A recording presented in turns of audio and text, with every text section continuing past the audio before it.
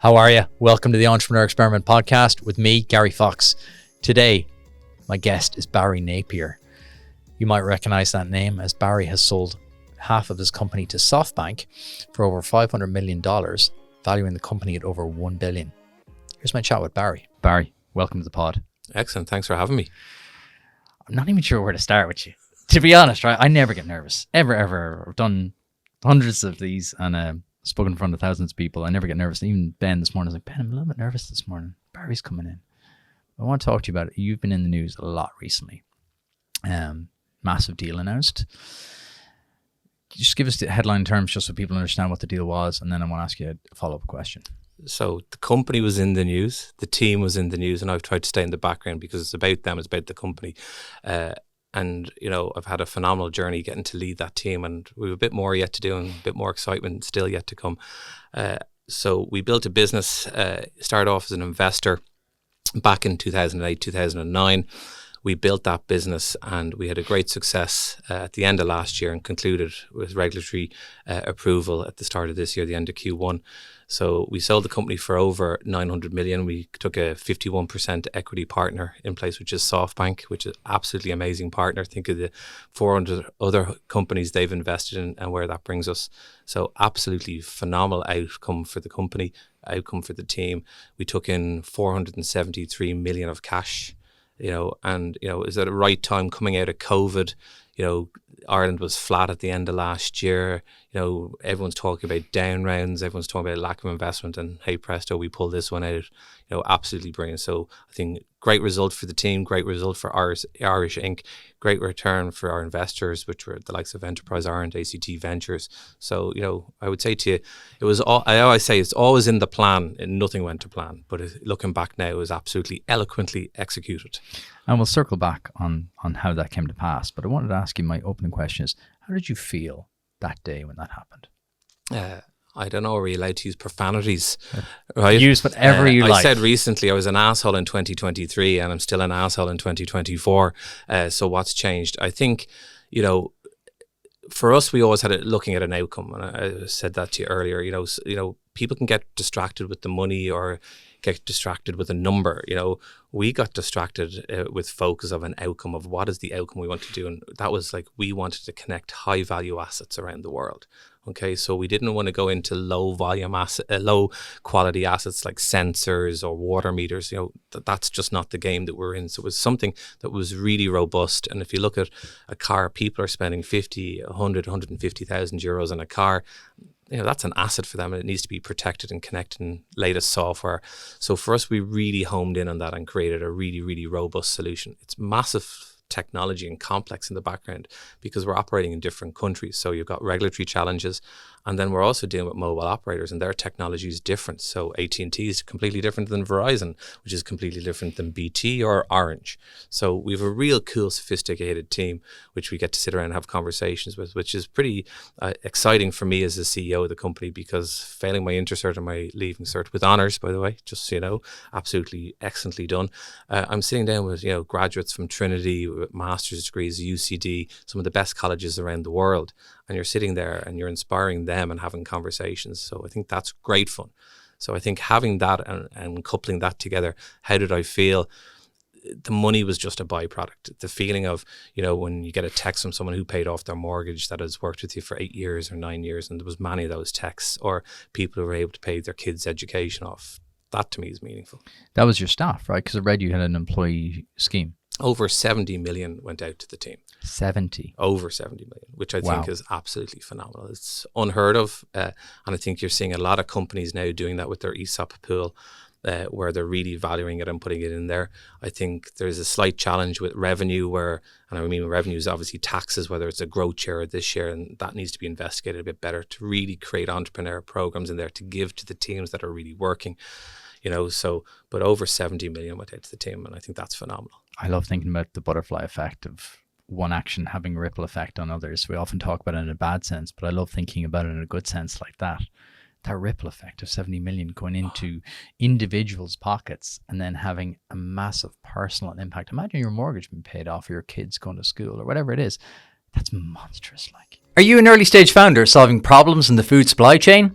The Green Man Group sees the value in your work and has launched the Growing Further Awards to back your vision. These awards are designed to promote startups that are driving sustainability and innovation in key areas of the food supply chain, including production, distribution and retail, built environment, and customer engagement. Enter at growingfurther.io for a shot at a share of the €100,000 cash prize and the chance to pitch your company to a crowd of industry leaders.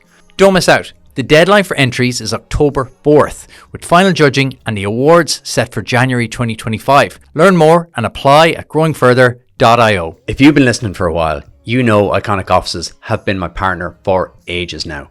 Working and recording out of their flexible workspaces has meant a huge deal to the success of this podcast.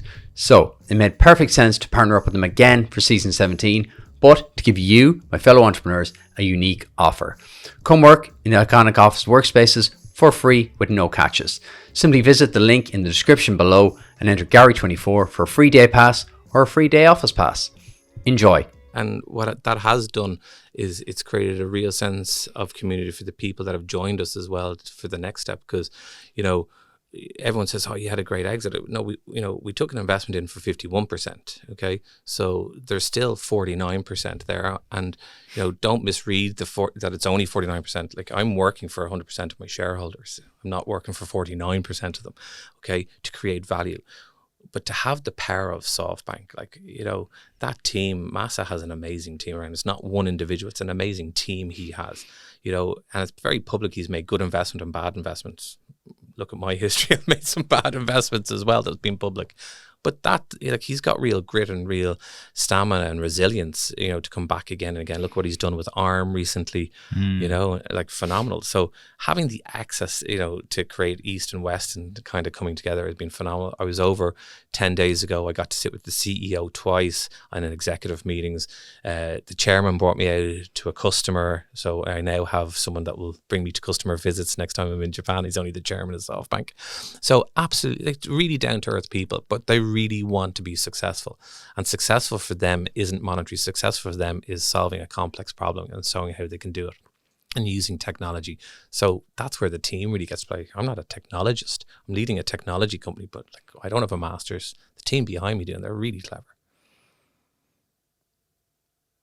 Optics matter. We talked about this earlier, and having someone like SoftBank, like that name rings out across the world. We talked about, the invested in some of the best companies in the world, the most notable companies in the world. How did you feel in the initial stages of that, when that was kind of bubbling up, the initial maybe chats about it? What were your initial thoughts? So I would say to you, it was really about an 18-month process from literally the let's have a coffee to the monies and not even the monies in the bank, to signing the documents, because it took another 3-4 months then for the transaction to close because of regulatory challenges. So I think, it's non-standard dealing with SoftBank to a degree. You go through a process. You've got investment bankers, you've got lawyers, you've got spreadsheets, you've got every question, validate this, validate that. And then it comes to a certain point, which is the decision point. So I would have said to you all the way through the teams, we were like, "Oh, how do you think we're doing now?" But ultimately, it's one individual's decision on a day. And imagine that the gentleman didn't have his espresso, okay, and it didn't happen. Or, think about it, we had Masa-san sitting in Japan, in Tokyo, okay, deciding and investing 473 million in an Irish company. Just think of that. For me, it blows me away. And he said yes. Do you know what I mean? So he was like, this is the right thing to do. I was over with the executive team 10 days ago, and Miyakawa-san, the CEO, got up and gave me a hug at the end of the presentation and said this was the right thing to do. So, it's not just a money thing. They really believe. So the team and me, we really have to deliver. So there's, we've taken a bite out of the apple. There's a few more to come, and a few really interesting ones in the hopper at the moment. So, it's opened doors, it's opened awareness though. So what I will say to you, there was a few people that rang and said, we never knew, it should have been us. And you're kind of like, would you just stop? Do you know what I mean? So there's those kind of discussions, but that's like kind of like, you know, the girlfriend you always wanted never happened. And then you're married and then you see this one, oh, if I ever knew you want to get married, will you stop?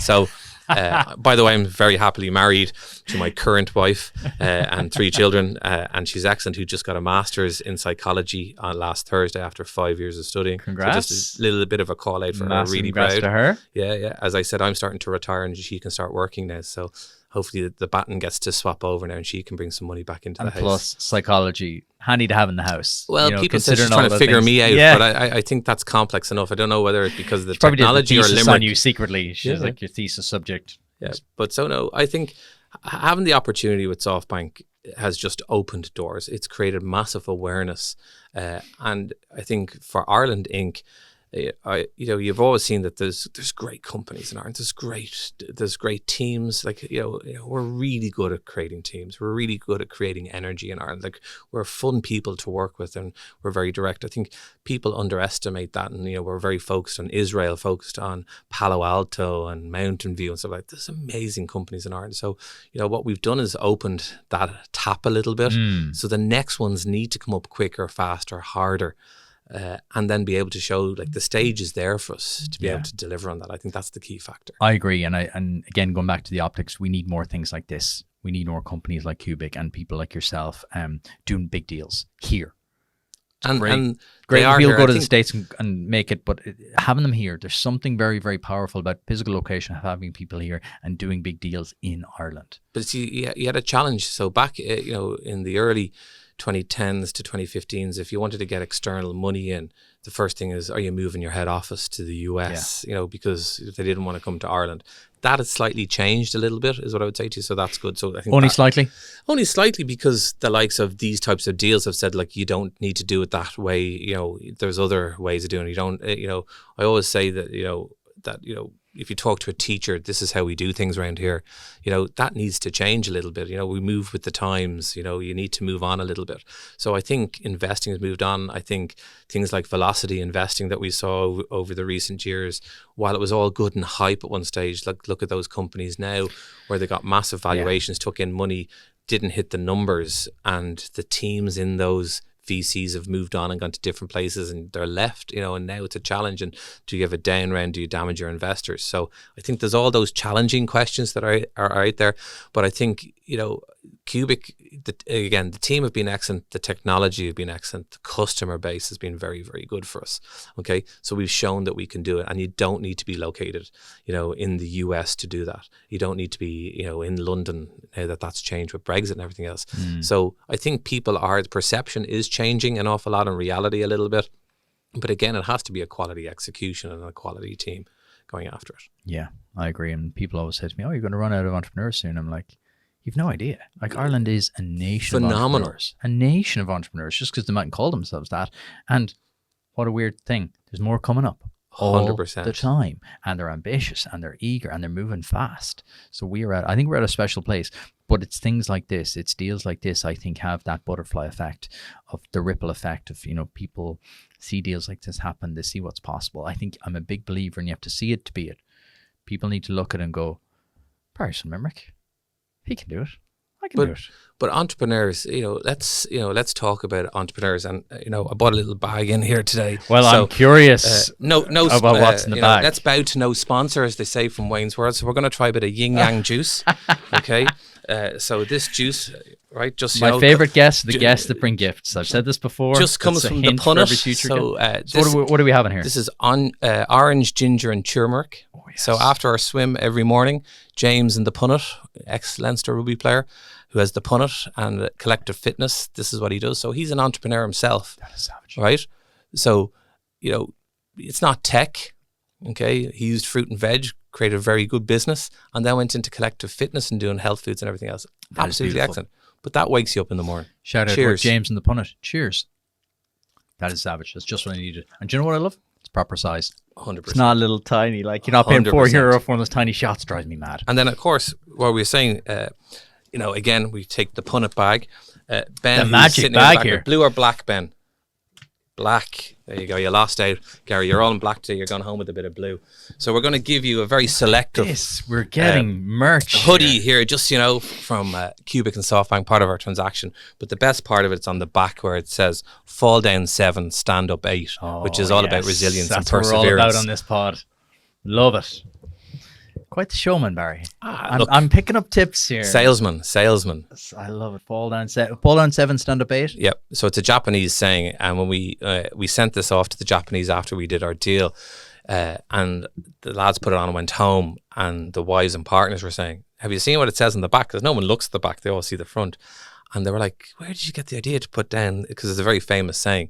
And Cubic, we had a lot of battles, in our funding. We had a lot of battles with our customers, a lot of battles with our technology. And we're really a resilient team. So every time we fell down, we came together and said, "Okay, dust ourselves off. Let's get going." So we put fall down 7, stand up 8. Thank you very much for that. problem. That is a Hope you beautiful enjoy. touch. And I they're appreciate very that. comfortable.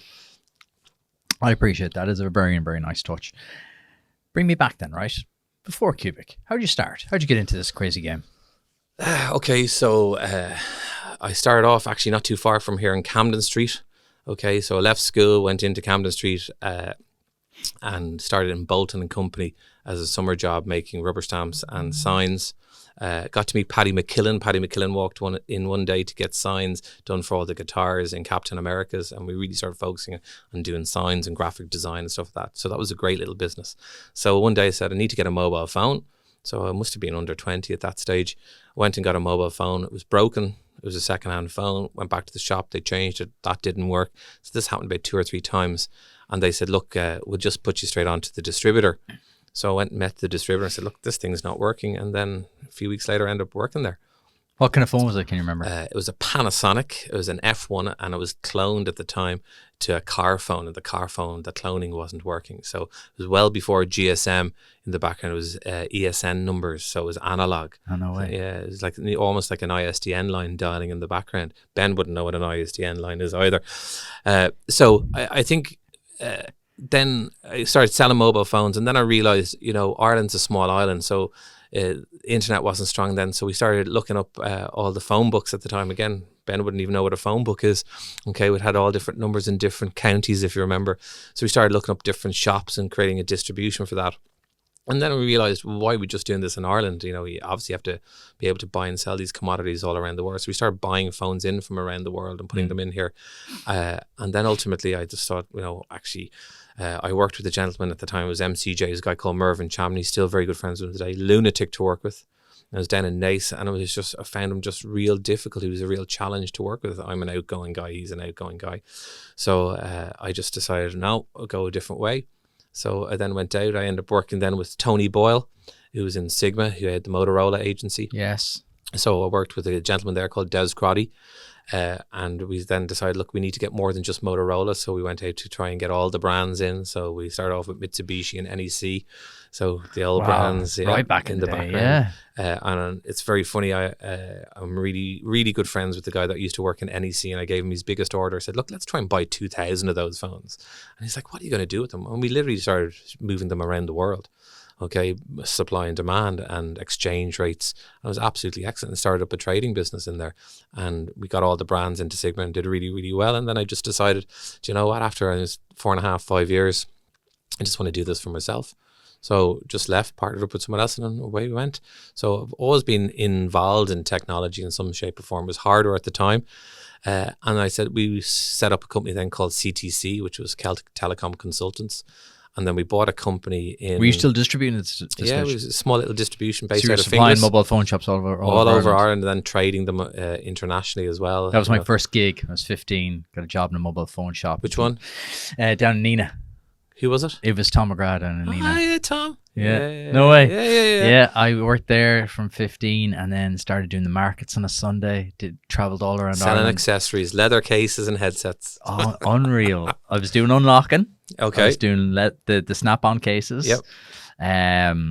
Repairs. That was when you got in the Nokia. You used to get the little screwdriver. Even Ben doesn't even remember the word Nokia. Like, it was the best-selling phone in the world. 3210. Do you know what I mean? 3310. And so I did that, and then when I went to college, spun that out into like a mobile phone shop in UL. Ran that for 4 years. always doing the markets every Sunday. I used to work 7 days. Like, it was such crack. The one thing, as I said to you, for me doing phones, we built that business up, and sorry for cutting you. We then bought a company called Bripoint. They came to buy us out originally. What were Bripoint? And Bripoint had the Nokia agency and other agencies, and we didn't have Nokia at the time. Nokia was the number one. Well, Nokia were the iPhone, right? Yeah, Nokia yeah. were the one. Yeah, Like, of course. We'd sell probably 10 Nokias for every one other phone. And sure, Apple wasn't even out at that stage. That was 2005, 2006. So this would have been 01, 02. They came to acquire us. And then we found a hole in their accounts in the due diligence, so they end up removing the executive team, some of the executive team out of the company. Obviously a NASDAQ quoted company, so they were head offices in the US. And then they said, look, the deal's on ice, we have a problem. And I just saw an opportunity. So I flew to Schiphol Airport, met the head of Europe and said, look, Ireland's an island, it's a bit of a problem for you. Why don't we just buy it off you? Okay, so we Buy Bripoint in Ireland. Yeah. So what were they doing here? So they had the Nokia agency in Ireland. Gotcha. And they were supplying all the stores. They were supplying O2 at the time. Yeah. So we said, okay, shook hands on a number, okay, at the time. Got on the plane and came back and said, okay, now we need to come up with the money, and we've just bought the company. So we worked with Arthur Cox, who we still work with today, absolutely excellently. And did a contract, bought the business, got the business funded. Okay, and then sat down with the team and said, look, we walked in, doing 8,000 phones is what we need to do a month to break even. And 3 months later, we were doing 12,000 phones. So got the team behind us. We grew that business up in 2008, 2009 to about 150, 155 million euros revenue a year. So we hit the top 250 companies in revenue in Ireland. And then I was just like, okay, I'm kind of done at this. It was burnt out. I was trading an awful lot. And I just said, look, I need to do something a bit different. So we sold the assets of that company to DCC. And then we became a small investor in Cubic, came up with an idea of, let's bring distribution of connectivity out there.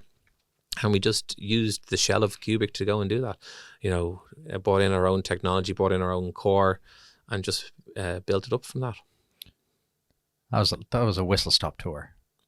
Bring me we're back. We're only at 2009, 2010 now. We still have a bit to go. Oh, we still got 40 minutes. We're good. When you say you kind of got fed up with it, what did you want to do? What were you thinking? Like, what were you feeling back then? Like, what were you thinking you wanted to do? So the company was going well. I think there was about 140 people in the business. 80% of the revenue was coming out of me and another person on the team, because we were trading.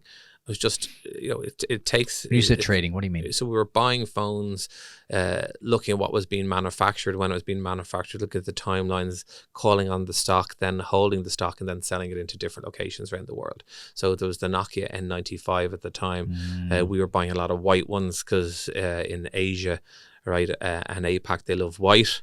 Okay, so we would try to buy as many of the white allocations as we possibly could, and then we would trade them out. So we did really well out of that. Margins were really good at the time.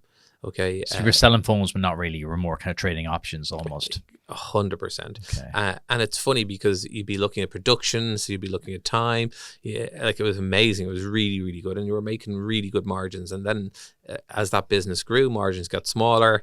And then the pressure got higher, and like it does take its time. Like, I started having kids, I was in China for the kids' first day of school. Like you look back, like it's hard going. And being an entrepreneur, like, I think one thing that resonates with every entrepreneur is resilience, and, that's it, and perseverance. No is not an option. So anyone that's ever worked with me will say to you, Barry, say no is not an option. Okay, Cubic's a prime example of that. You can't do it. Why? We've got software. Software can fix that. Okay, back that time we didn't have software. It was hardware, and a 40-foot truck would turn up, with 8,000 phones. You had 30 days to sell them. Or otherwise you had a big bill. So you're on the road doing that. I think it just took its time and its toll, and you kind of just said, I want to do something a little bit different. And hey, presto, we did something completely different. So you sold out then, and then you acquired Cubic as part of the deal, or how did that work? Went into Cubic as an investor originally, with other investors. What was Cubic? Cubic at the time was a roaming company called MaxRoam. Okay, and it said that it had its own roaming technology, and it had its own patents and this, that, and the other. And the more we got into it, that wasn't really the factual part of it. It wasn't there, but there was like good team, hardworking people that were there. But it was more of a marketing company, is what I would say to you, than an actual technology company. But I had the idea of let's just bring distribution to connectivity to distribution and put the two together. And that really came from Imagine having just one pane of glass that you could manage your connections all around the world. Sounds really simple. It was beautiful, very expensive to do it, very timely to do it, and a lot of regulations. So I say we bit off a little bit too much in the dream and the vision originally, and then we found out how costly it was. We then set up our own mobile network. Okay, we got a license. We got that in Liechtenstein of all places, at the time. So we went over, met with the regulator. We had our own license. So we had a GSM license. What did that do? Like a virtual network around the world, or how did that work? So the whole idea is once you have a license, you're a member of a club and stuff, and you've got a set of reputations then to stand up, and you've got regulators then who are supporting you. So I think, it's like having a driver's license. They may not like the car you drive, but at least they know you've got a license and you're reputable. So it was building that reputation up. Okay, we then started building up our own mobile core. Okay, so if you look at it, every mobile operator in any country has a mobile core, and then it has its radio access network. What's a mobile core? So a mobile core is when your SIM card or your phone turns on, it authenticates. So it goes from here into the base station to the antenna that you see on the road. Yeah. It then goes from there back to the mobile core that says, here's Gary, his phone, he's got credit, he's good to go. And it goes back and allows you access. Right. So we built that core, and we built a really sophisticated core. So I would say to you, more sophisticated than the local operator. So we created that as a Formula One car. So think of a Formula One car, and the wheels and the tires are your radio access network in different countries. So we could change them really quickly and really rapidly. So based on your location, if you went to the UK, we would put you onto BTEE in the UK. So you're not roaming. You have a passport. You're now created like a local citizen. Right. Okay. I get you. So then we started looking at assets of what could we do. We started looking at HP, Lenovo, and Panasonic. We started doing laptops and tablets. And then we realized that, we tried to connect 100,000 and only 40,000 would really connect, and only 50% of them would connect on a monthly basis. So the cost of acquisition of that customer was really high. Who was your customer? At that time, it would have been Panasonic, HP, and Lenovo. Oh, you were direct B2B. Right, and they were then doing enterprise sales. So really hard business is what I would say to you. So you were connecting kind of smaller devices like tablets, laptops. Correct. To GSM networks. Correct. Gotcha. And then I tell you what was very funny is the Web Summit was here in 2013. Okay. Back in the glory days. Yeah. And Elon Musk went by me in just past Crow's pub. He was driving a blue Tesla with a yellow plate on it from the UK. And I was talking to a gentleman called Owen Cruz from Nokia at the time. And I said to him, are those cars connected? I said, I really think they're connected. I'm going to see if I can get a contract with Tesla. So our goal was to try and create that opportunity. We created that opportunity a few months later. So in January, we got contacted into Tesla, met with the head of supply chain. And then in April of that year, we were standing with Elon Musk and President Liu, right, in China launching their product. So we did China and Hong Kong for a couple of years with Tesla. Give me that timeline again.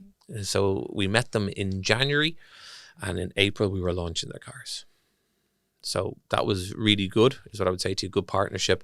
But then regulation stepped in where you couldn't have two networks on one SIM in China, and regulation. So both us and Apple had problems with launching the Apple Watch because you couldn't download a profile or download a SIM over the air. So that became a challenge for us at the time. So that business then ran out because we couldn't bring the technology on. So Tesla then ended up going directly to China. But at that stage, we had won Audi. So we'd bought Audi into Europe. They had a challenge. We solved that challenge for them in 50 days. Okay, so the one thing about it is we're a very highly focused software engineering company with a telecoms flair. Mm-hmm. So kind of oil and water when you put the two together. And if you look at a mobile operator, they want to obviously have cars on their network, but they're not selling cars like they're selling handsets. So handsets is where they make the money, high volume, a lot of people using them. When you look at the likes of a car, it's a fraction of that.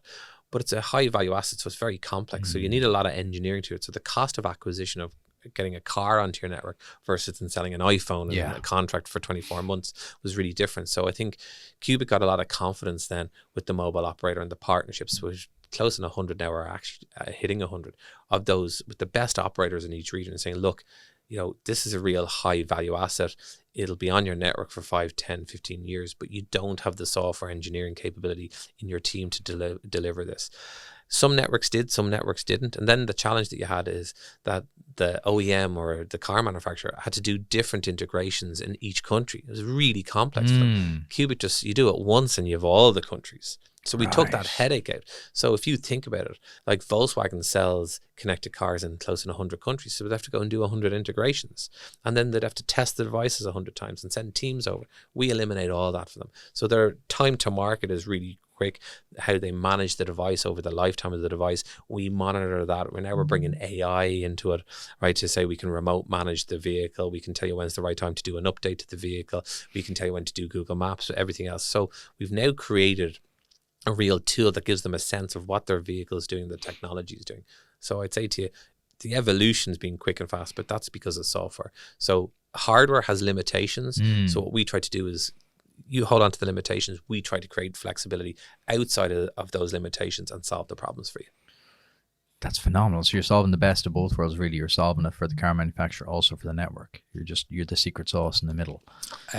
Yeah, and I think the challenge that you have is you've got two egos. You've got the car manufacturer, which is a really big brand on a global scale, and then you've got that operator as well. So they've both got egos that are saying, well, we are this brand or we are this. So you're trying to manage that an awful lot in the background. And people would then see, you're pretty insignificant, the whole thing here, Barry, your team in Cubic. And then they realize, actually, you do solve the problems. And we're just bringing the two together. Yeah. Now, there has been the odd time where the two try to get together without us.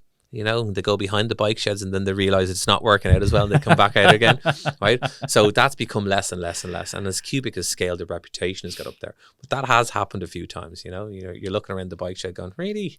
You think that's going to work out? That doesn't go in there. Yeah, No, you think that's going to do it. work out and it doesn't. But, again, it is really down to relationships. And, Cubic, we've I think something close on 40 nationalities now. So it's, while we're an Irish base, we're really a truly international business operating on an international scale.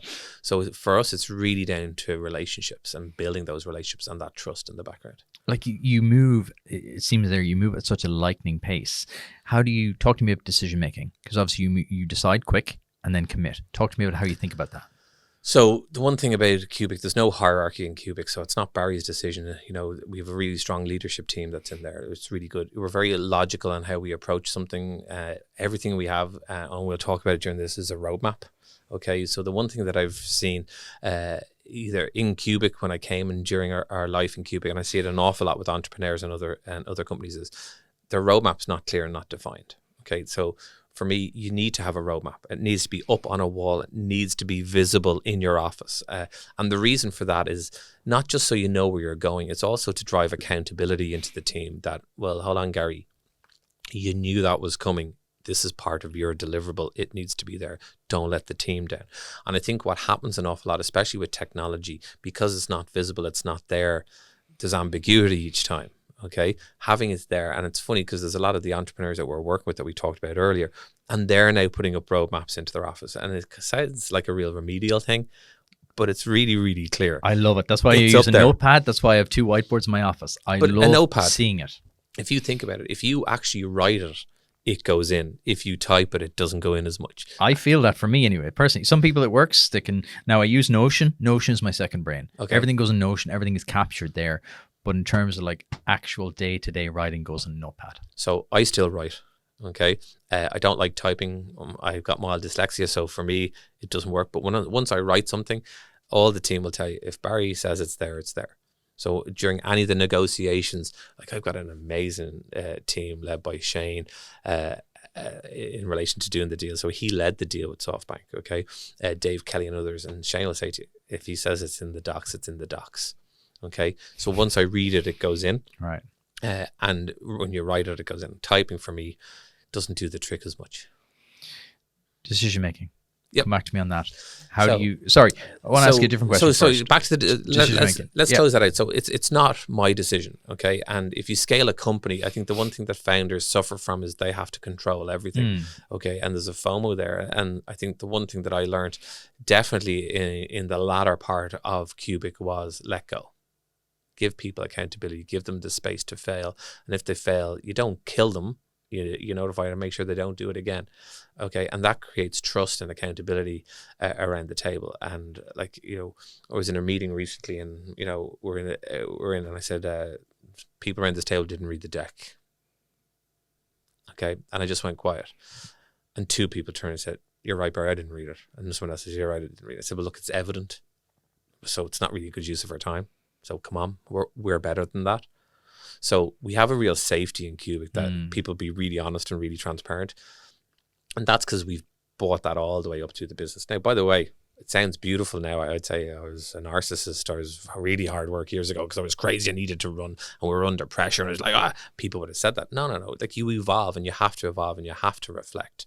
Okay. And you have to take that moment back and say, am I that good? So for me, being in Cubic, I have to make sure I'm as good as the teams that are there or better than them to give them what they need. So for me as a CEO, my role is to get things out of their way to make decisions. My role is not to make the decisions. My role is to say, okay, what do you need to do that? Why do you need to do that? What's in your way? And what can I do to get that out of the way to get that clear path for you? So I would say to you, if you're bringing in really good caliber of people, you got to let them make the decisions as well and get them to build up their confidence. Have you changed as a person? Changing every day. And you have to accept yourself to grow and you have to reflect, and I think it's really funny that, growing up in school, as we've done, you'd never use the words of, reflection, transparency, be yourself, be authentic. They're just words that were just never used in our education and growing up. But it's so, if you look back now, I would have said to you, I was really hard work. I would have said to you 10 years ago, definitely coming with the trading mentality, buy, sell, pressure, money, move product, like real high intense, taking that into this role, then, you had to kind of let that go. That's an evolution. It's not, it happens in a day. So I would have said that was tough. We were building out technology. Technology didn't work. Cars didn't work. It was pressure.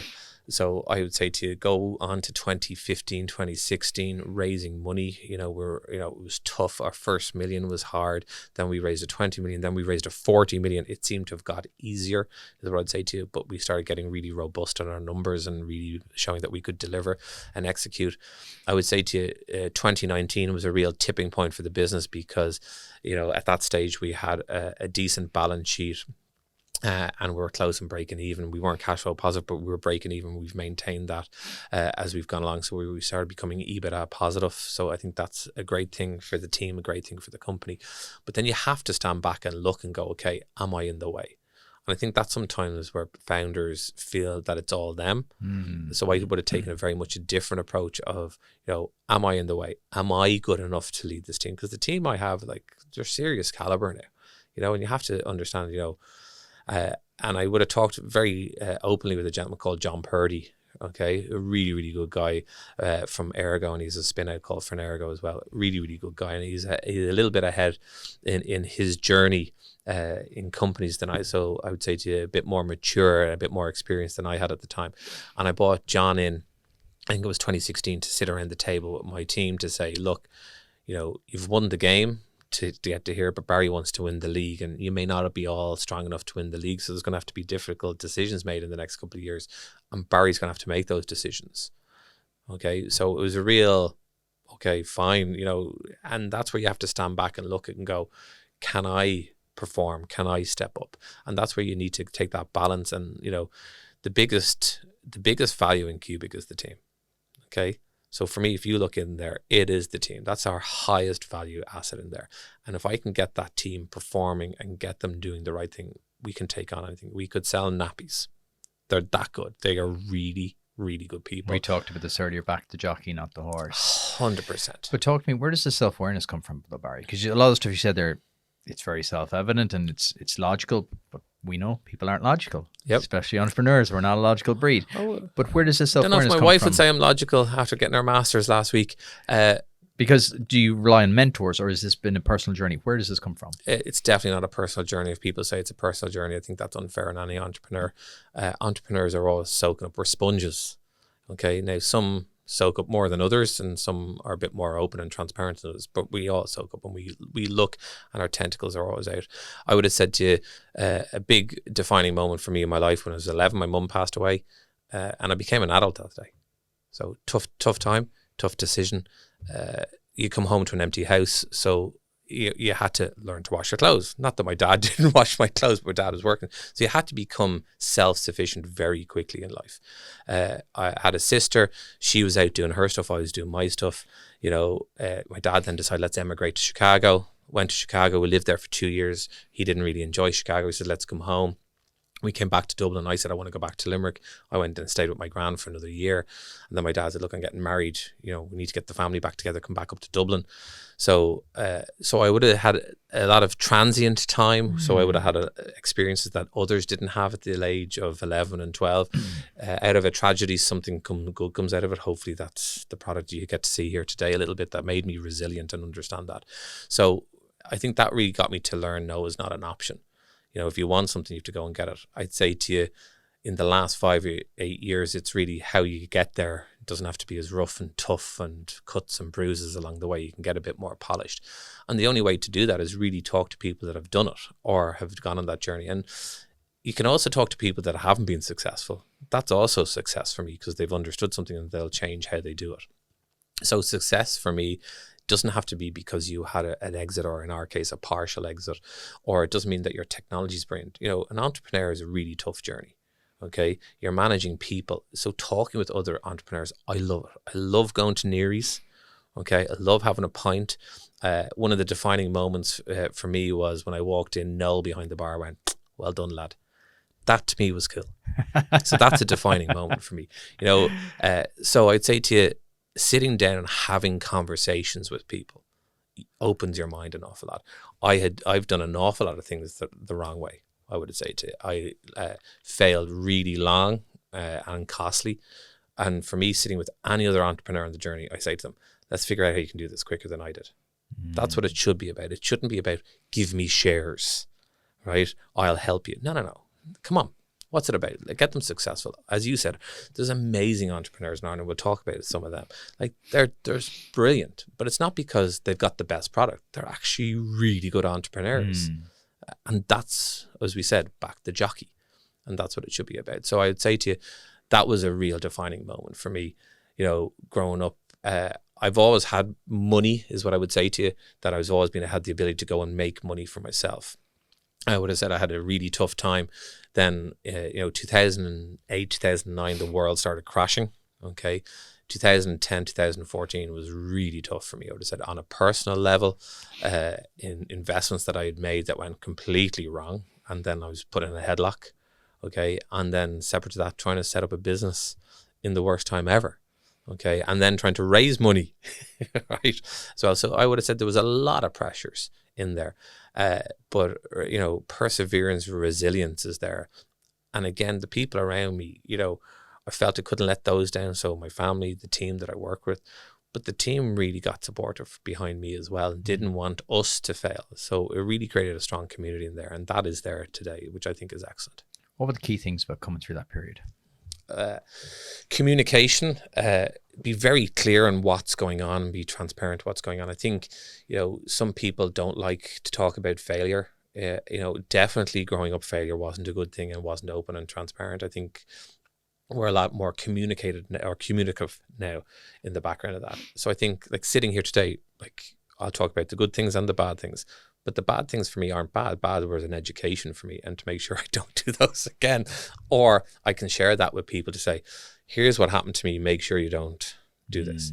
Things got easy, I would say to you. You know, there was a gold rush in 2003 to 2006, you know, in Ireland, you know, and, you know, a lot of people lost their minds. And a lot of people then, you know, the outcome was then from 2010 to 2014, there was real dark times in Ireland, like really dark times.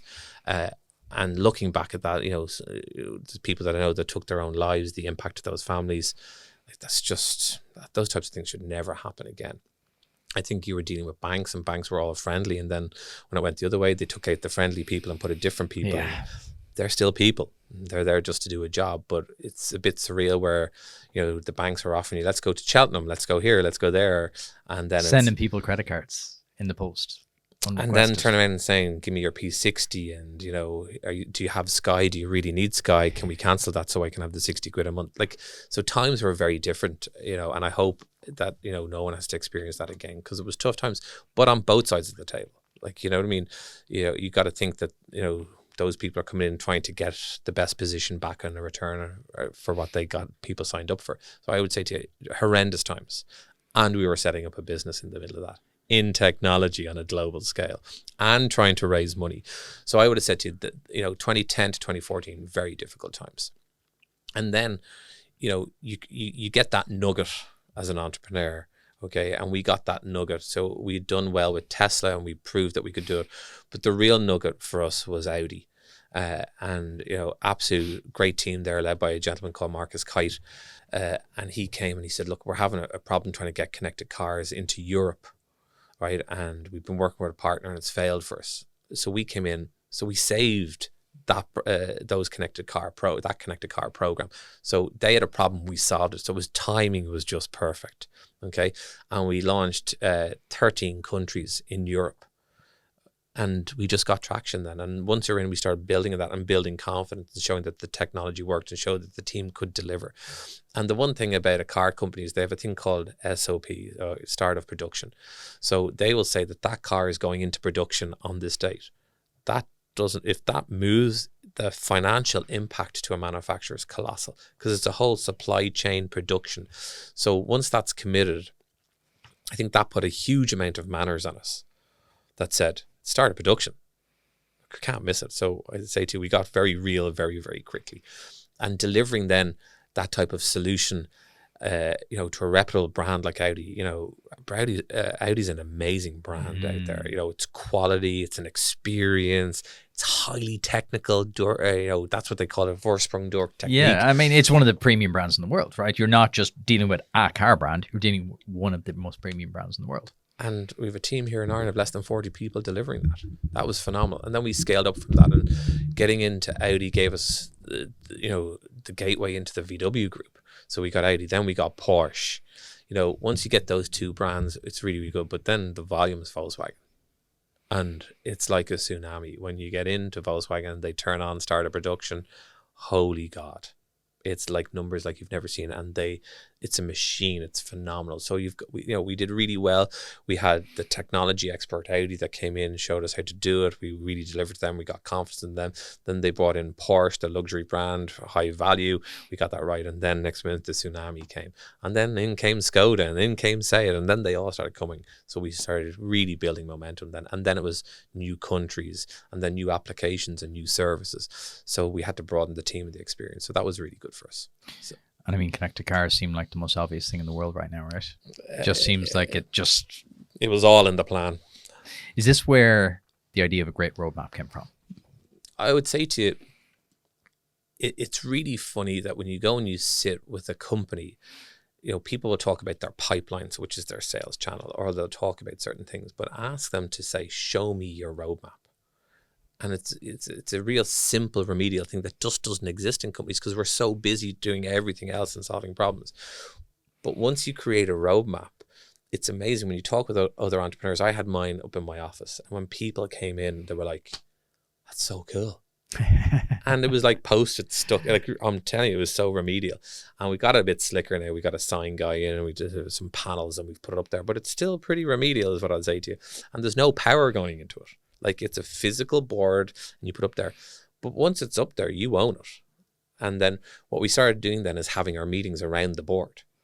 Okay? Yes. So Power the board, repetition. yeah, the board isn't there for no reason. And then we asked our teams to have their meetings around the board.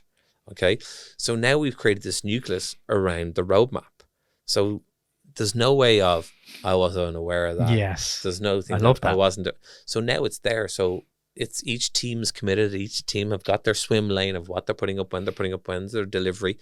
And then we sit there and we every Monday at 2:00, we have what's known as a CLT where we get everybody in the room, right, of all the leaders, of all the groups, and we sit there and go, okay, any flags, any blockage, any this, and then we try to solve it.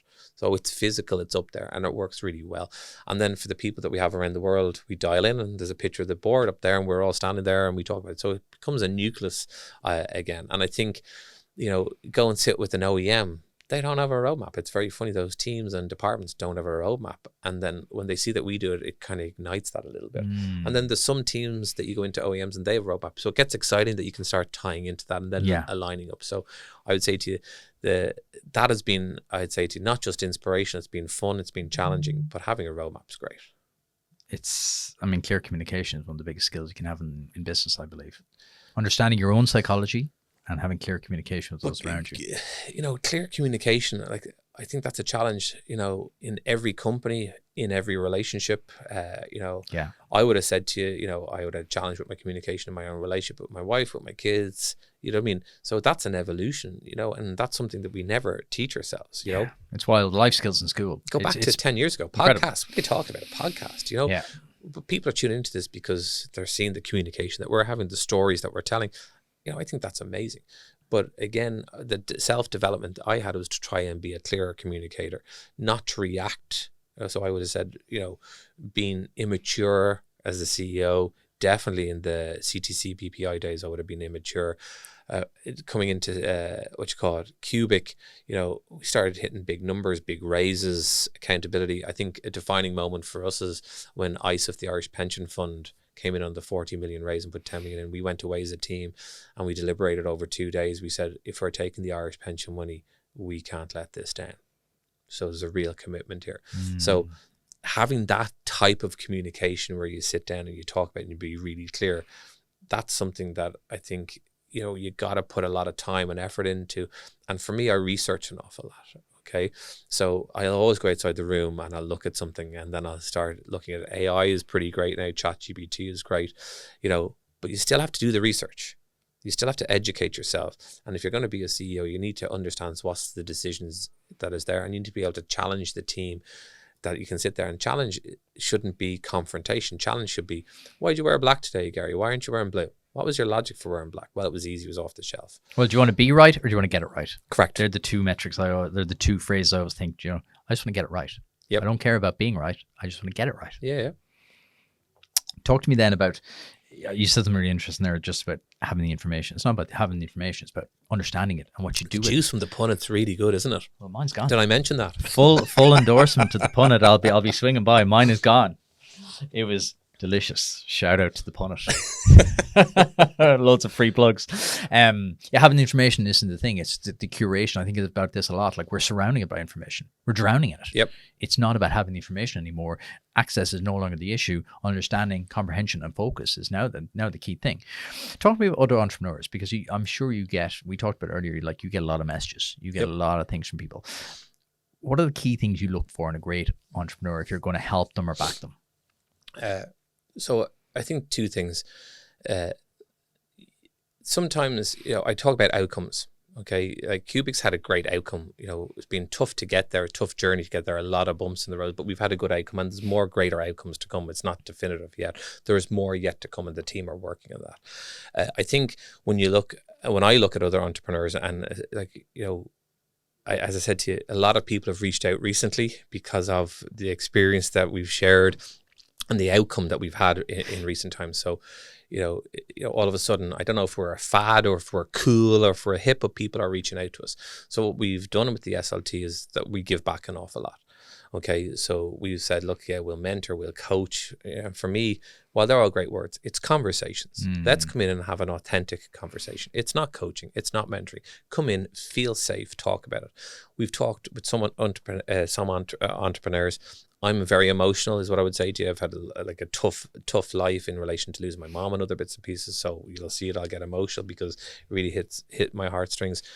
When the door is closed and you talk to some of those entrepreneurs, like, they're breaking down as well. So then that's for me is a real entrepreneur. They're really in it and they're about it. There's some people that want the outcome, who want the money. For me, I really want to back the entrepreneur. Who's the person in it? So it doesn't mean that they have the most amazing product. But if they're the most amazing entrepreneur, that's who I want to back and help them to get it right. And get it right may not be their product, it's how their journey goes. Yeah. So for me, I'm backing an entrepreneur. I'm backing the jockey. Okay. I'm not backing the race. Okay. And I don't want to get caught up in that. So for me, it's if someone reaches out to me, if I can be helpful in the space that they're in or in the experience that we have, 100%. And if it's not, I'll be really cool and turn and say to them, look, I'm not the right person for you. You know what I mean? If I can help you get to the right person, that's fine. But, you know, I'm no messiah. Okay. I'm not the cleverest person in the room. I don't want to be the cleverest person in the room, but I will be the most helpful. If I can help in the right way and share in the right way, I'll either open the door either into our room, I'll open the door into someone else, or I recommend someone else. But that's what it should be about. There's amazing entrepreneurs in Ireland, amazing entrepreneurs. and they need to scale, and they also need to learn about mistakes. We've had a load of them. So our view is let's share that with them. Now, time is an awful lot. We have big plans for Cubic. We're nowhere near our end of our journey. I wouldn't even say we're halfway just yet. And that's what I was curious about, because like you've never probably had more demands on your time. Yeah, but again, so Mary, who works with me, she manages me, is what I would say to you. She's absolutely excellent. She's constantly saying, like, you know what, Barry, like, you need to slow it down a little bit. And, you know, you can't slow down entrepreneurism. You know, it's all about living now in the moment now. And if you talk to any of the entrepreneurs, they're about to sign a contract. Okay, and is that contract right for them? And, you know, or I'm going to take in money, and there's preferences in that, and there's warrants in this, and I've never done warrants before. Or there's entrepreneurs who are about to scale their company, and they need to put an ESOP program in place. And what way do I set up my ESOP? You know, these are challenges that they haven't experienced before. So come and sit with us, and we'll share that with you. Doesn't mean that we're right, but we'll tell you our approach, how we did it, our logic for it. Let them go away to make their own decisions, but you give them as much information and share the experience that are there.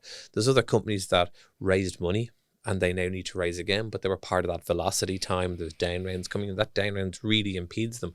So it's about talking to them. So for us, I would say to you, we have a great team in Cuba that we will sit and give back as much as we can for as long as we can. And I hope that that's helpful, and the team hope that it's helpful. But we're not saying this is the decision you should do. We're saying, here's our experience. Here's what happened for us. Go away. And I think that's what I used John Purdy back in 2016 for. And I was down in John's house last weekend. He fell and broke his legs, went down and visited him down in Dalkey. So it wasn't just a moment in time. I have a great relationship with John. I have a great relationship with the entrepreneurs. I did the Ernst & Young program in 2018. I'm in the alumni in there. There's people that you can reach out to on a WhatsApp group, and they'll then DM you and solve the issue. I'm part of the Endeavour program, like phenomenal on a global scale, and some amazing entrepreneurs. Talk to me about the Endeavour program, actually. Endeavour program, I got inducted into it in 2020. I got a phone call from Elaine Coughlin from Atlantic Bridge and said, hey, Barry, we have a little bit of an idea with a guy called Edge. Will you come and meet him? And I was like, okay, fine. I went and I met Edge down in a hotel down by the Keys. It's the Morrison. And we met there, and we started chatting, and Edge says, I want to, you know, really start bringing in high impact entrepreneurs and helping them scale and really get them big and out of Ireland. And I really want to get behind that. I said, you know, Dennis O'Brien, Elaine, Anne Hardy, they've all said, you know, you should be the first one in. And I said, look, I really appreciate the shout out, but unless I can do what you need, I may not be the right guy to be the first one in. And Edge said, you're the guy. And I was like, okay, let's see what happens. So I would say to you, really, Edge is very approachable. I'd say to you, very smart, astute investor stroke entrepreneur himself. So I think people see him as, you know, the musician of one of the biggest rock bands. There's a lot behind that people don't see. He moves behind the scenes. Like, obviously I'm familiar Very with the Endeavour eloquently. program, but like, you can see he's there at the events. He's talking to all the entrepreneurs. You see him, if you read the business press, you do see him pop up from time to time with investments. You're like, he's just steadily building. But here's what I say to you. He's accessible. Okay. And for the right things when you want it. You know, he's not a person that doesn't respond or say no. So, but you'd be very respectful for what you want it and when you want it, and is it the right thing to ask? So then you look at, then you've got the likes of Mark Roden from Ding, who's on the board. You've got Dennis, you've got Anne Hardy.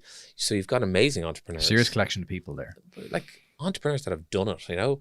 And, you know, yeah, I've had many of a text from Dennis, you know, come and sit down and have a chat with me, and like, he'd push you and he'd say the right things. And Dennis always says to you, if you're on the cliff, how close to the edge are you? You know, you'd have those conversations with him. The likes of Mark Roden from Ding, you know, Mark was on the same journey as us. He was about 2 years ahead of us. Great man to go and sit with and say, right, Mark, you know, what do I do? And how do I manage this? Or what's your experience with deal with that? Because of all the inbounds or tax advice or whatever, it's a new world. So he's been ahead of the journey. So really helpful. So there's a great community in Endeavour. The one amazing thing about Endeavour, it's all about global and high impact. Get out there, get it fast. So I was the first one in. Then we put Sam Denigan in. So I remember having Another chap in the news quite recently. Like what an amazing guy! Like, you know, he's what an amazing marketing, how he's placed it. He's had a real tough journey. He's had a great exit with a great brand McCain's behind him, like phenomenal. But like, what a top guy, like really good guy, high energy, always positive. Then we bought Wayflyer in, Aidan Corbett. I remember doing the ISP. So this is, you have to do an interview process with three of us and Aidan there. And I was just like, deliberating afterwards. I was like, are you blind? He's one of the smartest guys ever. He's like, phenomenal. That chat I had with him during COVID, I was just blown away. Like, you just sit down and you're like, oh my Lord, that guy is just different. Like, quality. I'd say the one regret that I have is that I didn't get to back him earlier. Yeah. Right, when it was early days. Like, what a backable entrepreneur. Like, incredible. Yeah. Like, unbelievable. So you've got him, you've got Gym Plus Coffee, you've got Amy in there now. So real, you've got X-Ocean, you've got Learn Upon. So it's not just a tech company. Like, Amy's not a tech company. But is she? Ask yourself a question, is Amy a tech company?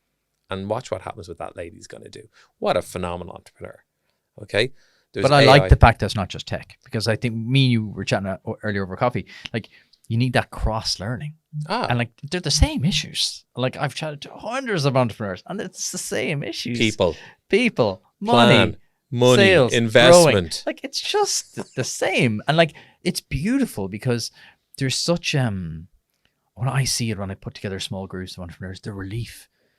One or two chat, I say, what's the biggest, we meet for coffee or breakfast, so what's the one thing you want to solve today? And the first two might be totally upfront. Then the third person will come and go, we're in massive trouble. We are running out of cash. We have 6 months left. And it's just that the dams break. And everyone then, you said something really interesting. They feel safe. That's 100%. The biggest thing. And you need someone to be vulnerable and feel safe. And that's why I try on this pod, I try always be honest, open, transparent. Don't spin a story. Always try give the real story, because that's where the real value is. 100%. But look at the caliber of people that are coming out. Look at the caliber of people you're interviewing. Like Bobby Healy, phenomenal. Yeah. Like, what a ballsy entrepreneur. Okay, like, he took something that had probably less than 0.01% of being successful. Okay, and he drove technology. He went out on the forefront. He put himself out there in a noose, talking about it. Phenomenal guy, massive energy, massive drive, cutting edge technology, and he's probably going to pull it off. He definitely. Do you know what I mean? Yes. Like, skin in the game as well. That's why I love entrepreneurs with skin in the game. They're in. Yeah, but here's what I say to you: you send Bobby a text, you're on the phone a few minutes later. Great insight. When we were hiring CTOs, I said, Bobby, do us a once over here and have a view on it. Really, really good guy. Really good on technology. A great thing. That's the the Irish entrepreneurism. That's the bit that connects. That's the bit that you can do. Endeavour's just full of that. You know what I mean? That you can reach out to anyone. X-Ocean, James Ives, really, really cool things. He was doing a raise. Barry, can I come talk? Get your team down to my team. Let's sit there, ask any question. Here's the journey we went on. That saves James a huge amount of time. It could be the defining factor. 100%. Like, it can be the the sliding doors moment you talked earlier about, timing and luck and just the right thing at the right time. Those sliding doors moment can be the difference between success and failure. Go back to, as I said to you, I may have been an asshole in 23. I'm still an asshole in 2024 because we had a certain thing at a certain time. You hide it well, in fairness. People think Cubic's cool and I'm cool. Like, I'm overweight, I need to, focus a little bit on myself and get myself back in shape again, because I would have said to you, I was so focused on this. I put on 12 kilos. I wasn't training. I wasn't cycling. The stuff that you should be doing, I was doing less of to really focus on this. And that's the bit that you share with someone and say, don't lose sight of your own self-wealth, your own self-importance, your health. Like, I'm lucky I get to swim every day with my mates. I'm down, have a dunk. Or, we go to Fodsall every second week, have a couple of saunas and swims. Like, that little bit of moment for me, I have a session every morning. It's like going to the pub. I go out with my mates. We either go to the gym and a swim, or we go for a swim.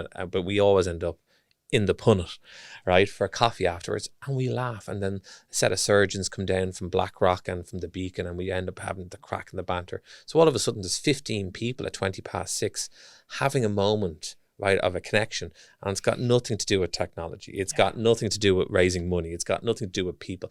It's just an honest connection for 20 minutes. Your soul, do you know what, sets you up for the day? Yeah, we've been going to the sauna for 4 years now. 7 a.m. on a Saturday morning, same thing. And now it's a group of 10. There's only 2 of us knew each other at the start. Brilliant. And now we go the Brilliant. same time every week, just randomers. All different walks And of the life. conversations are The unbelievable. most random conversations in the world. We've nothing in common. Apart Do you from wear the fact headphones in the sauna?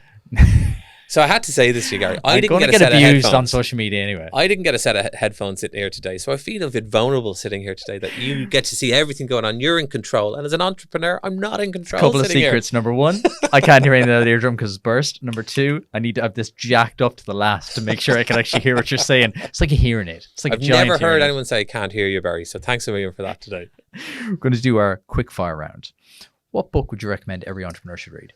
Ooh, I'm not a big book reader. A gentleman by the name of Enrique gave me a tip of The Philosophy of Money. Okay, so I've started reading that. I'm not a big reader, and I'm engrossed in that at the moment. I think one thing as an entrepreneur is you get a bit of money and you think I can be a massive investor. I think I can be Warren Buffett. Okay, it's not the case. I'm not Warren Buffett. I want to be really cautious. I don't want to invest until I really understand that I've got either a good team around me that knows how to do it. People make decisions on emotions.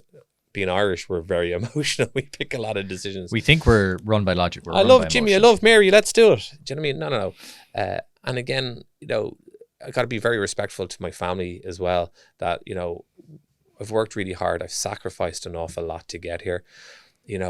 When's enough? Okay. So for me, it's also enough is enough here. And then what can we do here to help and make an impact? Okay. And I'm really going through that journey of what is an impact. And it shouldn't be about just give someone money. It should be, what is the program? So I'm working with a couple of people on what that program should be. Okay. And then how we can either be as an individual, a collective, or a multiple in impacting that way. Yeah. So like the whole of people says, you're setting up a family office. Well, I didn't even have an office. Now I want a family office. So it should be, that's not our ilk. Okay. What do we want to do? If you want to help, maybe someone wants a check. Well, is that check impactful enough? Is my check going to be big enough, or do you need a bigger check? So do you need to get a couple of people around? But also, is there someone there that wants to be experienced and help? I think the big challenge that I've seen definitely on my journey is people in the early days would say, I'll give you a helping hand, I'll give you an introduction, but I want 2% of the company, I want 3% of the company. I'm very clear on anyone I help with. I want no shareholding. Ask me any question with no shareholding. Don't ask me for money. I'll give you as much time, as much experience, but let's have this as a relationship and see where it goes. And I think to be really clear on that.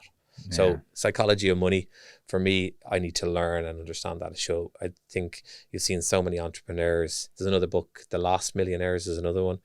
Okay, of where people that made money just decide, The Lost Billionaires is where people made money and then they just started being investors. Doesn't mean just because we had won something that's successful. Completely different skills, right? 100%. A lot of parallels, and you've gone through it, but completely different skills. What's something you had to learn the hard way? That I'm not always right. As an entrepreneur, you have to give the image that you're right. You have to try to be the smartest person in the room. My view in this is get out of the way. Just get out of the way. I've hired some of the most amazing brains, some of the most smartest people. Get out of the way. Let them perform. Keep them in their swim lane.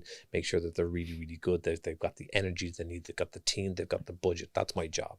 My job is to get as much of the things out of the way that I possibly can. So for me, make sure I'm not in the way. What have you sacrificed to achieve your success? And pinch myself's family, I'd say.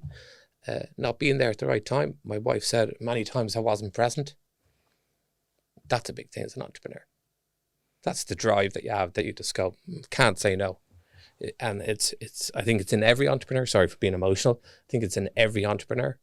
So the one thing I'll say to you now is I want to be the best dad possible, to be there, to be present, best husband, and to the best friends. Like I have the most amazing friends. Car salesman, designer kitchens, hairdresser we're down the road with. I feel like I'm going to have a whole new list of suppliers after this. No, but you know what I mean? Like you have to be relevant. And being relevant is being authentic of where I came from. I came from, a nice family, a great bunch of friends. They're going to be with me to the end.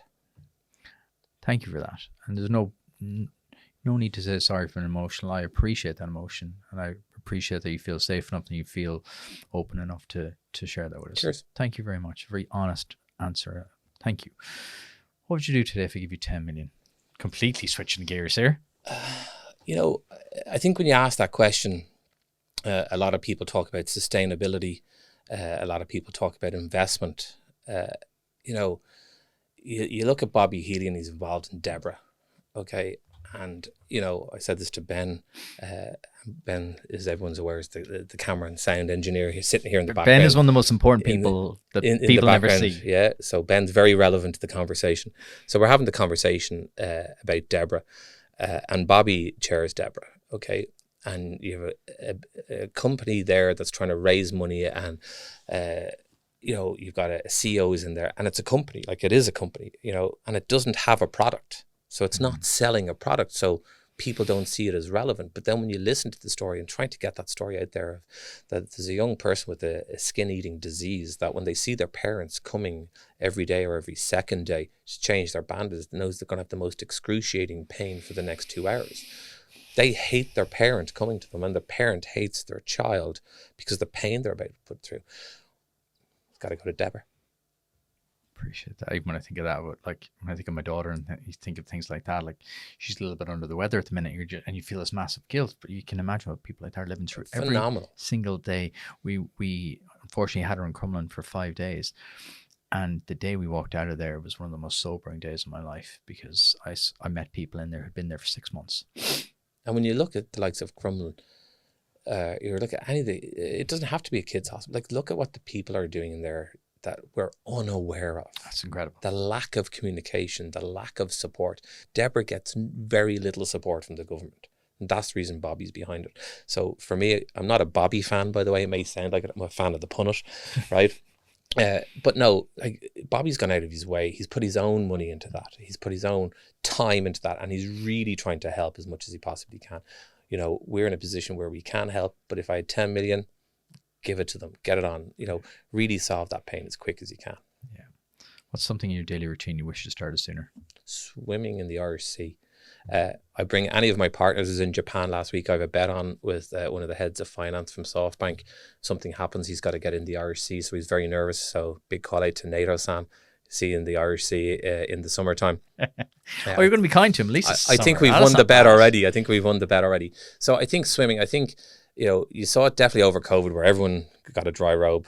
Hate dry robes. I refuse. My wife keeps trying to buy me one. I'm like, no. And it's the Tipperary guy in me. I wrap myself in an old scraggledy towel, and now I just can never back down. Look, if you wear a dry robe, don't know disrespect. Like they're great for the side of a rugby pitch or a hockey pitch, in October when it's lashing rain. But you don't need to tell everyone you got in the sea for 3 seconds today. So it's good. No, swimming for me. I started swimming down the Vico. I'd say to you, late teens, early 20s. It's class down there too. Yeah, it's stunning. And just going down, having that moment. And I would have said to you, we were swimming. We started then swimming myself and Gentleman called Sam. We started swimming, and I'd say our kids, we were coming home rushing, trying to go to school. And then it just clicked of, why aren't we doing this earlier? So I'd say to you, we were randomly swimming during the day. Then we started swimming in the mornings. And then we were getting into trouble because we were coming home later and we're missing the school runs. So we had to do it before the school runs. Now we just do it so early that we have all the time and we take our time and we enjoy it. It's not enjoyable in February, is what I would say to you, when it's raining or it's snowing in the background.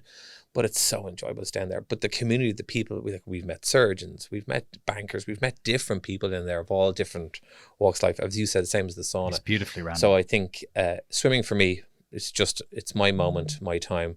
I love cycling. Cycling, if you want to do a big cycle, it's 4 or 5 hours gone out. Swimming, you can go and do it. Yeah, you can get it in. It doesn't impact the family, which I think is absolutely mega. That's key. Saunas, I think, are cool. I think, they've come in the background, and there's a Fad Sal. I don't know if you've heard of Fad Sal, and Greystones, yeah. Yeah, so he's got Greystones, Stevie, really, really good product. He needs to scale that up. He needs to get behind that and really do it. Really good atmosphere right beside the Rise coffee shop as well. Rise is that's where I go every weekend. Phenomenal. Yeah. What a community. That's but brilliant. You go and you do a sauna, you jump in the sea, you get back in the sauna, you go off zinging for the day. We've brought people from work there, we've brought our friends, our family there. It's brilliant. The feeling is bizarre. Like from 7 until about 2 in the day, I am just on a different But you level know what? of It's not energy. an age thing, okay? It's everyone's doing it. Every walk of life is doing it. So it's not a moment in time that when you get to a certain age No. that I think I'm that's going to part of play the beauty of golf, it. I'm going to go to the sauna. It's Yeah, not. but you can do whatever, everyone's- anyone. Correct. It doesn't matter. You can do whatever, and just that feeling, it's just unnatural. You get it, nothing else. I'll give you €1 million. You can invest in one person or company. Who is it? Ooh. There's a lot of, I would say to you, there's a lot of great companies out there. In the background, so you've got, great entrepreneurs. I think there's people get very sensitive of whether you say I'll back a woman or I'll back a man or I'll back a this. You back an entrepreneur, okay? So there's some great entrepreneurs. Amy Conley, phenomenal, like 31 years of age, going for gold. She's going for gold, 100% backable. You've got Ciara Clancy, Beats Medical. Okay, Ciara, phenomenal, really long journey, medical, like what a massive challenge. Okay, she's reshaped the company, reformatted it. She, did a management buyout. Like, if you've ever met an entrepreneur that's focused and is just on it, Ciara. Then you've got the next ones coming up, the ladies in Tally. Okay, absolutely amazing. Two amazing entrepreneurs. I met them outside the Punnet with their parents. I know their parents. Okay. And I never met two entrepreneurs that knew their product, knew their numbers, knew everything. And they literally pinned me. And I'm like, and I was just so impressed. I think, excellent. You've got Luke Mackey. Luke's great. I've met Yeah. Luke many times. He Great started guy. off in mugs, back in coffee when he was doing his click and collect coffees and stuff like that. Great guy. Serial entrepreneur. Yeah. Really young, like on a journey. Total backable. He's compressed a lot of knowledge into a very Yep. short space of time. Aidan Corbett, Wayflyer, phenomenal. What a backable guy in every day. And you have to say Bobby Healy, okay? Like Bobby, he's out for our safety. He wants to get rid of those Just Eat bicycles off the road that we don't get hit by an electric bike going 40 kilometers an hour. He's brilliant. I'm putting you to the pin of your collar. Go on. One. We're writing a check right now. 1 million. One person. Who? Ciara Clancy. Happy days, Ciara. Check is in the post. If you had to start a new company in the morning, what would it be? Great question. It needs to be, I'd say to you, there's a lot of thing over medical supply chain and authenticity of the product that goes into the medical services. And it's scandalous the amount of money that they make out of it and the cost of that, and big pharma, as they call it. So, it really has to be down to biosynthesis, organic, how you can do it, how you can scale it. I think that's where it's going to be. Okay. What do you believe other people find strange or strongly disagree with you on? Take your pick. It's a great question. I don't know, like, have you had any consistent answer, or is it very varied? It's always very varied. And I like people that are a little contrarian. That's why it's straight Rob from Peter Thiel. So repeat the question again. What do you believe that other people find strange or strongly disagree with you on? No is not an option. When you say no is not an option, people look at you. You get the puppy head to the side of, what are you saying? So think about it. When someone says you can't do that, distill can't. Is it won't or is it can't? Is it because of technology? Is it because of time? What is it? So there's a solution to many things. So, getting the right people in the room to solve that is a key thing. I love doing that. I'm not the smartest person, but I have a talent at getting the right people together or getting access to the right people. That's my talent. I've learned to get comfortable with that talent and not having to be the smartest person, but get the smartest people together. And I think that is so. No is not an option. I think when you say that to people, they just look at you and you're like, seriously? So I read the most recent Elon Musk book. It was really depressing about how he's lived. But one thing I loved, I took away from, he does the exact same as you. No is not an option. Does it break the law of physics? If no, let's do it. Love that. What's one thing you spend money on that brings you immense happiness? we were walking this morning and you turned and you said, let's go grab a coffee. And I said to you, isn't it amazing? When we were growing up, everyone in this country drank tea. And now we all drink coffee. I love a cup of coffee. But I love a cup of tea later on in the day. But I love a cup of coffee, and a good coffee, one that's not bitter. I'm real simple, so for me, it has to be the simple things in life. I love food, like, as you can tell. I love it. And going and having a real nice experience where there's food on the table and everyone's picking off it and smiling. This weekend, Sunday afternoon, we had a load of meat. And I'll tell you a really quick story. We brought our goddaughter up to Belfast. She's in a wheelchair. She's got limited communication. We went with our parents, and our parents said, let's go. So we threw in the car, brought my son with me and my wife. We went up and we had Caitlin, and we had so much fun with her. Like, amazing.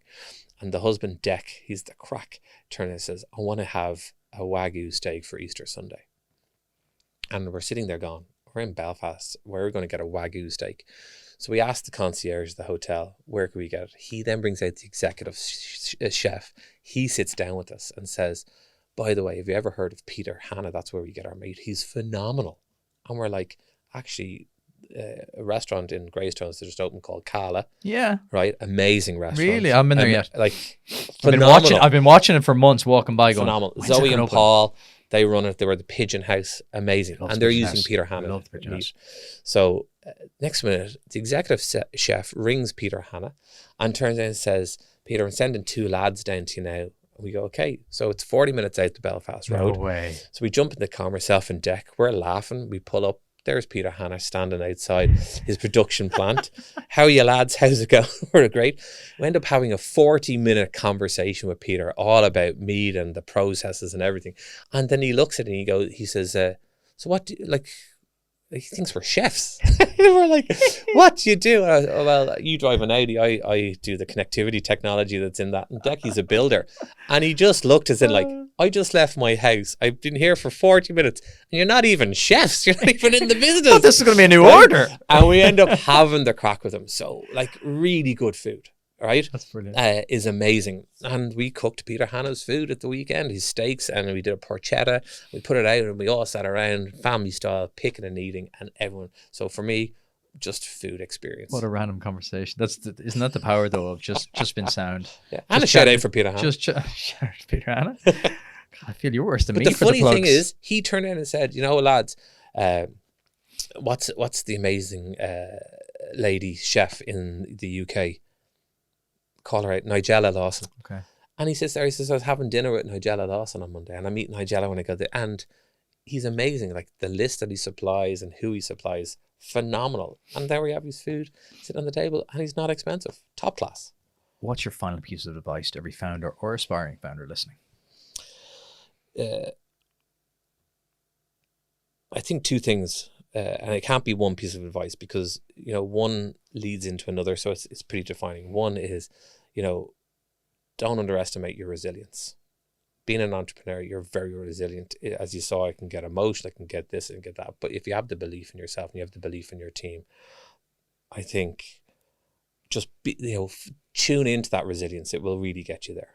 And understand it's really okay to be uncomfortable, and it's really okay to have your team be uncomfortable, and get comfortable with being uncomfortable. And I say that to my team all the time. If you're uncomfortable, you're growing, you're learning, you're doing something else.